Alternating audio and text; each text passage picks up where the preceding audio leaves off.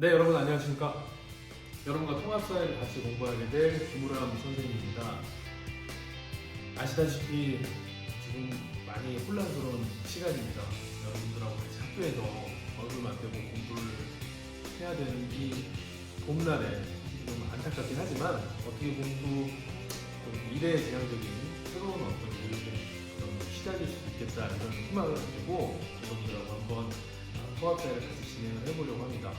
오늘은 여러분들이 이제 대학하고 처음 듣는 강의일 텐데요. 통합사회 수업을 어떻게 진행을 할 건지, 그리고 목차를 한번 가볍게 살펴보고 이런 식으로 간단하게 짤막한 OT 영상을 여러분들과 같이 진행을 하려고 합니다.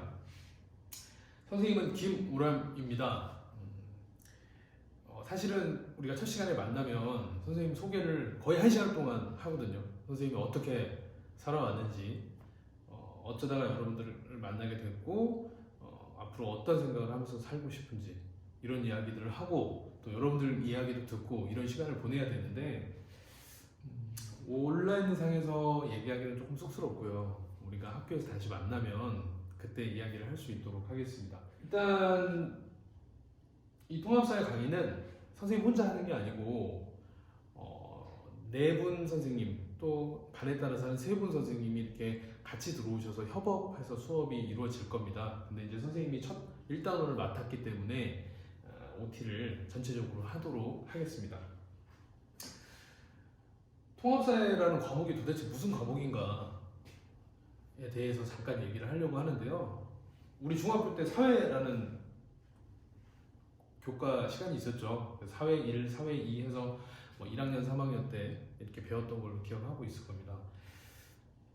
물론 사회를 재밌게 공부했던 친구들도 있을 거고 아우 보기도 싫다 막 사회 과목에 정말 흥미가 없고 진절머리 치는 학생들도 있을 거라고 생각해요. 일단 우리 통합사 여러분도 교과서 보시면 첫 페이지 나와 있는 그림입니다. 굳이 왜 통합사의 교과서 첫 페이지에 이런 사진을 실어놨을까? 선생님이 여기에 통합사회가 어떤 과목인지 답이 실려있다고 생각을 합니다. 대답 한번 해보실래요, 여러분들이? 여러분들의 생각을 얘기해 주십시오. 이 사진들 공통점이 뭘까요? 뭐 이렇게 어렵진 않을 것 같습니다. 선생님도 보니까 전부 다 인물의 사진이죠. 사람들의 모습인데 보면 피부색도 굉장히 다 다르고 국적도 다 다를 것 같고 뭐 말이 들리진 않지만 언어도 다 다를 것 같고 어쨌든 막 수많은 나라, 민족의 사람들의 얼굴이 모아져 있습니다. 선생님이 이걸 딱 보는 순간 선생님의 작은 소견이지만 통합사회는 이게 끝이다. 즉 무슨 얘기냐면 사회라는 거는 우리 나 자신을 포함한 옆에 있는 사람들, 나를 둘러싸고 있는 사람들, 즉 인간이라는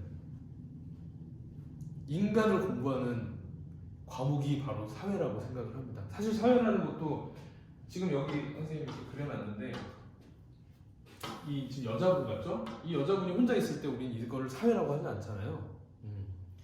이 사람과 이 사람이 만나서 뭐 예를 들어서 결혼을 하고 아이를 낳고 또 그 아이가 결혼을 하고 아이를 낳고 이렇게 사람들이 몰려있는 집단을 우리가 사회라고 부르는데 결국은 통합사회에서 가르치고자 하는 내용들이 전부 다 뭐냐면 이 인간들이 하는 인간들의 이야기를 다루는 과목이다 이렇게 보시면 됩니다. 그래서 선생님이 비교를 굳이 하자면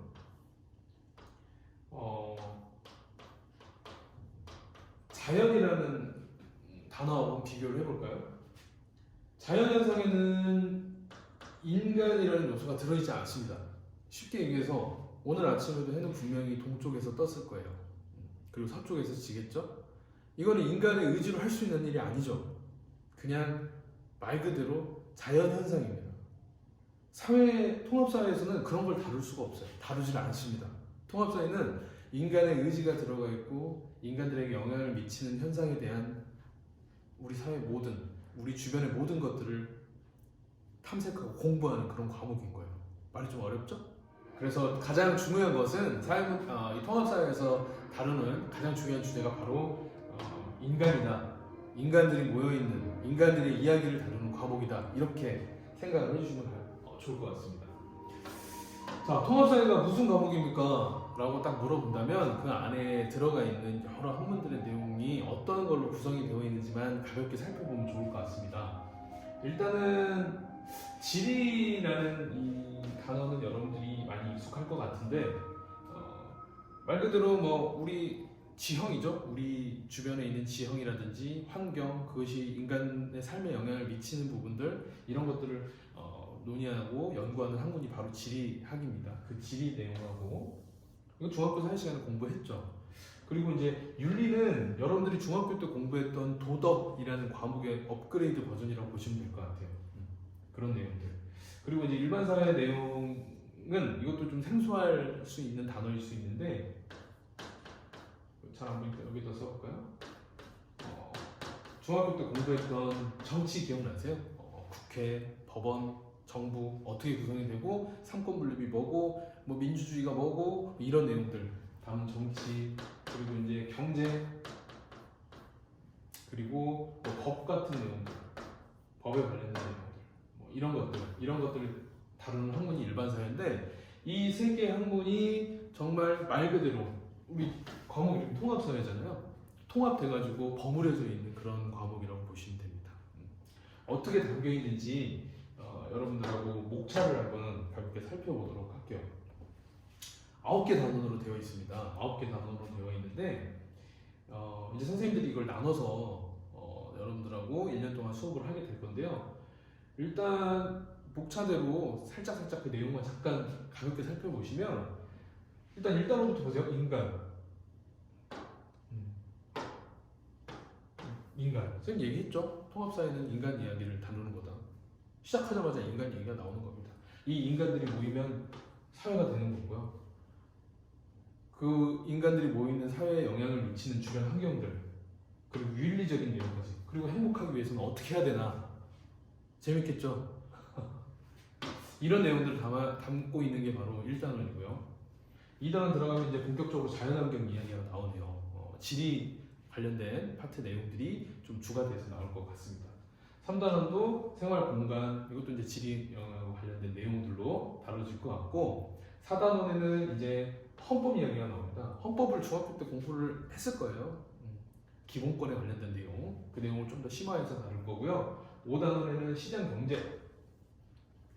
우리가 지금 코로나 때문에 경제가 많이 어렵다, 소상공인들이나 자영업 하시는 분들이 굉장히 힘들다, 막 이런 얘기도 많이 나오고 하는데요. 그런 경제 시스템을 깊게까지는 아니지만 쭉 전반적으로 살펴볼 수 있는 그런 기회가 될 수 있을 겁니다. 그래서 시장 경제, 그 다음에 사회 정의가 뭐고 불평등이 뭔지 공부하는 게 6단원에 들어가 있고요. 7단원은 문화입니다.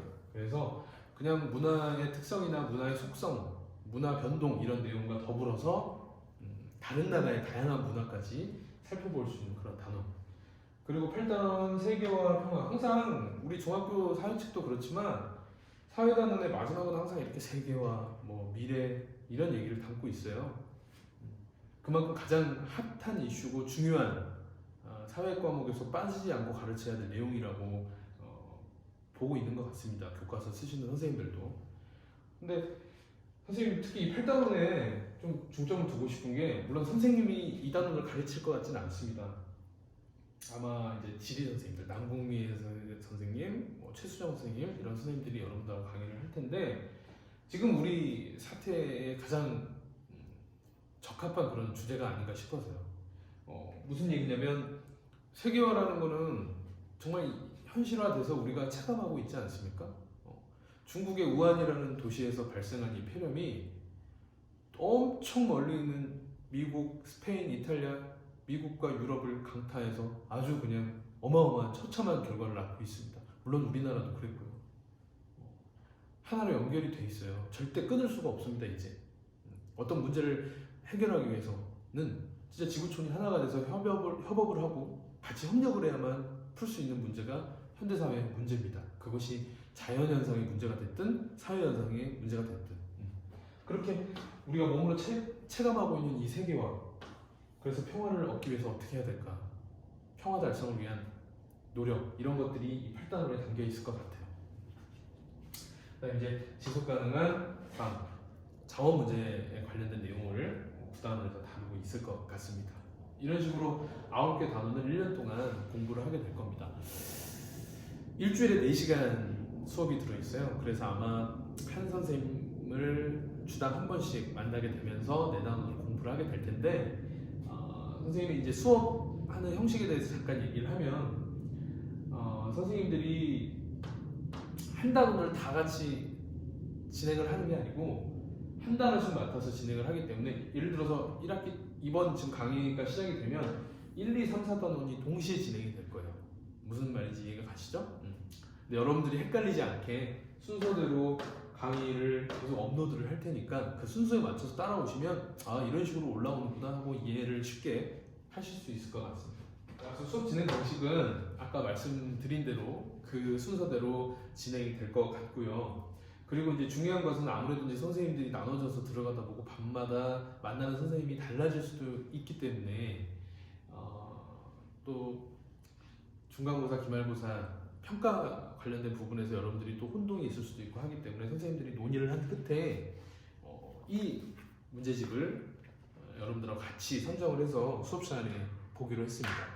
EBS 개념완성 문항편입니다. 개념완성은 굉장히 두꺼워요. 근데 이거는 문항편이라는 다른 문제집이니까 제목 정확히 잘 확인하시고, 아마 그때 선생님들이 확인했을 때 가격도 제일 싸고 6,000원 정도 했던 것 같습니다. 가격도 가장 싸고 문제도 적당하게 교과서 내용도 잘 축약을 해서 잘 정리를 해놓은 문제집이어서 이걸 선정을 했는데, 이 책을 지금 구매를 해도 좋고요.